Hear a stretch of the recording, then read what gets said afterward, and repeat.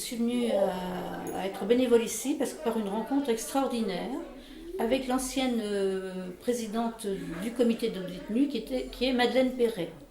Je suis allée à une assemblée générale et là je me suis dit mais voilà, c'est là où je vais aller. C'est un lieu où on se sent bien, c'est presque comme chez soi. D'ailleurs il y a certaines personnes accueillies qui des fois qui disent mais c'est notre petite maison, on est chez nous. Il y a des liens qui se font entre les personnes ici, ça c'est formidable. Certaines elles arrivent, elles sonnent à la prison en disant je veux voir mon fils ou mon mari, sauf que ça ne se passe pas comme ça, il faut qu'elles demandent le permis de visite, donc soit au procureur s'il n'a pas été jugé, et soit, s'il est jugé, s'il est condamné, c'est la directrice de la maison d'arrêt. Alors, pour avoir un permis, c'est entre 8 et 15 jours. Le parloir s'ouvre, donc le surveillant, il appelle par la famille. Il dit famille un tel, la famille, une autre famille du détenu, famille un tel.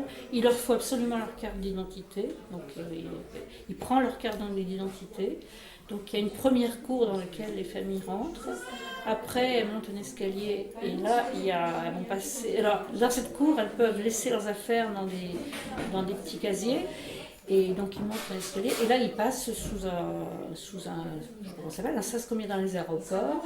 Ils laissent leurs affaires et si ça sonne, eh bien, on regarde ce qui sonne, on vérifie pour qu'ils ne mettent pas d'objets métalliques et tout. Enfin, et après, une fois qu'ils sont passés, ils vont dans le parloir. Le parloir, c'est un lieu qui, alors je ne sais pas le nombre de mètres carrés, qui n'est pas très grand, où il n'y a pas de glace, mais il y a un petit muret qui les sépare. Et le parloir en lui-même dure une demi-heure. La directrice, elle est très, et ça, ce côté j'aime bien aussi, c'est maintenir le lien familial et les relations avec les enfants, c'est très important. Et elle aimerait, nous aussi, qu'il y ait 3 points forts, qui soient Noël, qui soit la fête des pères et la rentrée des classes.